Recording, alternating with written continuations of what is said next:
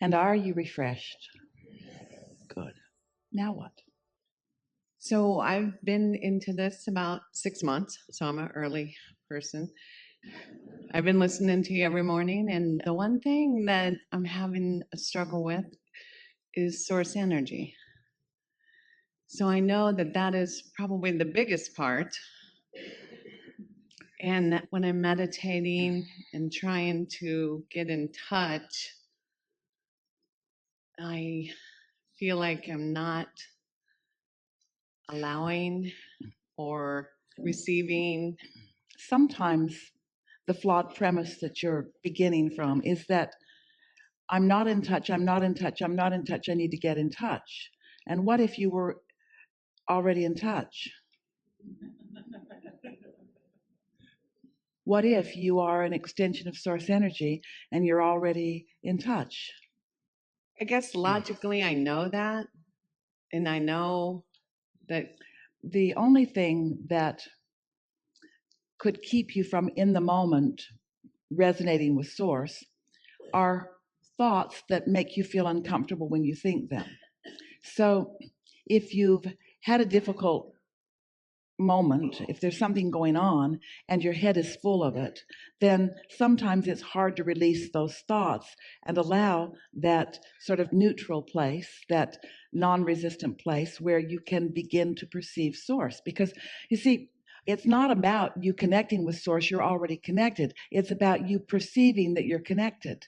It's only your perception of your alignment that's ever in question, because the alignment is always there. The source energy is flowing through you. Every cell of your body is a recipient of it.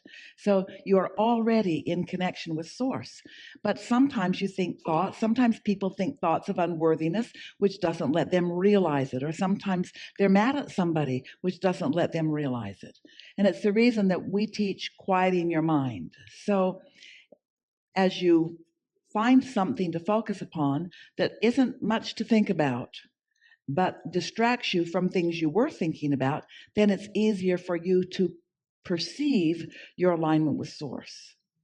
It's just about you realizing it. And really, when you're in the mode of appreciation, you're letting it flow. That feelings of passion, that's really connection to source. And we've been saying to our friends for a while, we would rather see you in a state of appreciation than in a state of meditation, because both hold no resistance and both are in alignment with source. It's just that when you are in appreciation, you're thinking thoughts, you're thinking source light thoughts, you see. So meditation is a wonderful tool to release resistance. But like all tools, it works better if there's not a lot of resistance to release to begin with. If you get yourself all balled up about something and really worried about something, as a last ditch effort, you sit to meditate, you're not going to be able to quiet your mind, because law of attraction is going to take you there and there and there and there and there. And then you're going to say, Source must be out to lunch because Source didn't come and get me. Well, it isn't that Source was right there for you. You just weren't ready to perceive. And so let's use the word perceive and receive interchangeably for a little while. Your perception and your reception is sort of the same thing. So you can give yourself some advantages by meditating earlier in the day before your thoughts get moving against you, so to speak. Or stay there long enough, applying some effective tools until you are sure that you get there, and then enjoy it. Just enjoy the milking of the sensation of connection. As we've watched so many of you, we've noticed that what works most for most of you is to find something to focus your mind upon. It can be something you're looking at. Sometimes people dangle crystals that are sort of shimmering in the light, and they just focus upon the variety of that. Sometimes people light a candle and they just watch the flame. It sort of just slows your mind down. Esther likes to isolate a sound in a room, and in this room, you could focus upon the wind you can hear coming from the air conditioner. Can you hear that wind? You just focus on that wind. You have to focus on it because there's other things going on, like us talking, someone coughing. There are other things that could distract you. But if you keep bringing your mind back to that wind, not thinking about where it's coming from or what it is, but just listening to the sound of it, that's going to quiet your mind. And so the question is, do you have the ability to focus? Well, the answer is yes, and law of attraction makes sure that things get big enough that they're very compelling to focus upon. But the bigger question, the more important question is, do you have the ability to focus upon what you mean to focus upon? Could you look into a segment of something and focus upon what you want to focus upon? And that's what the value of meditation is. It teaches you focus. You're not going to find that feeling of connection with source without focusing yourself into it, because most environments are not conducive to that. Most environments have enough unwanted things present in them. You see what we're getting at? It's a very unusual time that any of you could be conditional enough in your life that you could find a point in time or a place in time where everything that you looked at was so perfect that you could just look around and find harmony with source.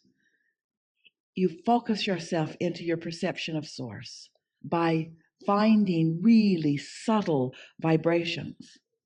Because sometimes you go too hard into what you want. Sometimes people use meditation to sort of affirm what they want. And without even meaning to, they go over here too far to something that they want that hasn't manifested yet, that they're not ready for. And then they don't let what they are ready for happen. But what you are already, without exception, what you are all ready for is to quiet your mind and allow source to be within you unrestricted. There is not one of you who is not ready for that, you see.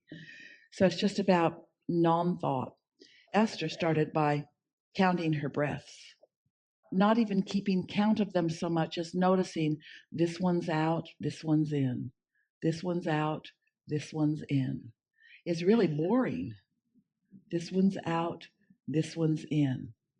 This one's out, this one's in. Still boring. This one's out, this one's in. But after a little while, this one was delicious, and this one was delicious, and this one was satisfying, and so was this one. And then she felt detached.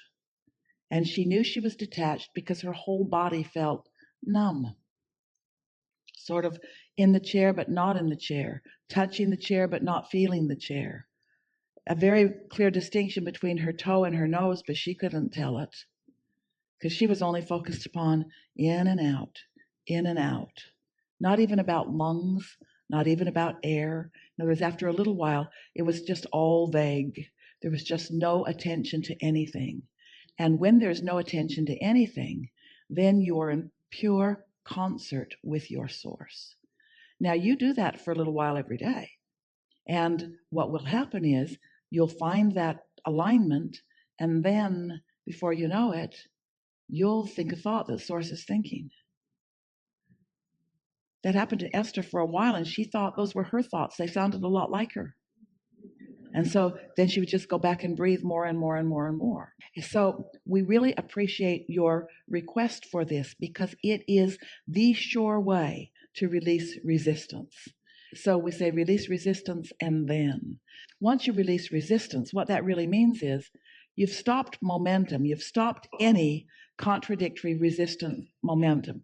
Of course, you cannot stop the momentum of your source. So in stopping resistant momentum, you've allowed the momentum of love. You've allowed the momentum of your inner being's attention and appreciation of you. You've allowed your inner being's appreciation of you, which translates into your own feeling of worthiness. You've allowed calmness. You're just allowing well-being, you see. And then off you go. Instead of forcing it. Say again? I think sometimes I try to force it. Think about that in light of what we've already been talking about. You've got some idea of what you want to achieve and why you want to achieve it. So you're looking for it and not finding it, and then you're messing up the readiness for what you're ready for. Esther sat here this morning for a little while. She came a little early and she could hear you in the room. And she was reaching for a sound that she could focus on. And she said to herself, I think I'll just focus upon this sound of joy, because you were noisy and laughing. You were laughing and obnoxious. It sounded like music, you see. And so she wasn't looking for silence. She was just looking for something good feeling to focus upon. Yeah. That's the answer, always the answer. Ready to be ready. And so that is the ultimate getting ready to be ready. Because if you will spend a few minutes in the morning, 15 is enough, and it might take you 14 to get there. But once you get there, now you're ready to be ready, which means that your next moment in time is going to be more likely that you will find things of pleasure there. And your next moment, if we could convince you that this conversation isn't about preparing you so that you can be invincible or preparing you so that you can create anything or so that you can be or do or have anything. That's not what this conversation is about. This conversation is about you allowing yourself to be ready for what's raining down around you that you often can't see. Readiness for timing, readiness for clarity, readiness for the right thing to flow from you or the right thing to come to you. It's turning you into, over a little bit of time, a cooperative component to your own desires. You cannot be a cooperative component to your own desires if you are harboring any ill will toward anyone or to yourself, you see. So sometimes you have to kind of start at the very beginning, and that's all right because the very beginning is no thought. And no thought then will lead to something that feels a little better and something that feels a little better and something that feels a little better. And then when you do, and you will stumble onto a circumstance or an event or even a thought in your own mind that is not harmonic, which is not in harmony with your inner being, it's going to feel awkward to you. And in its awkwardness, you can then choose this thought, which doesn't feel so good, which is very small, really, in comparison to some thoughts that I've thought. Because I've meditated, even these thoughts really can't get a lot of momentum going. And then before you know it, you have bridged every belief into one that serves you. The belief that you held that you weren't good enough has morphed into one that, of course, you are. The belief that you held that life is going to be hard for you has morphed into the it's not difficult to be ready for something good to flow. The belief that you've held that, oh, this is good and this is good enough, but the other shoe will drop, will morph into, oh, contrast serves me so well, and I always find what I'm looking for. Before you know it, you will just feel well-being. You will find such well-being that you will be prepared for a world in upheaval. And that's such a nice thing because your world, if you look around enough, is always in upheaval. Alignment is what brings clarity out of chaos. And chaos is a good thing, not a bad thing, because chaos is diversity. And diversity means choices. So you don't want to get rid of the diversity or the choices. You want to get better at focusing, you see. And so, oh, when you're good at focusing, then the world and the components of the world can be doing all the things that they're doing.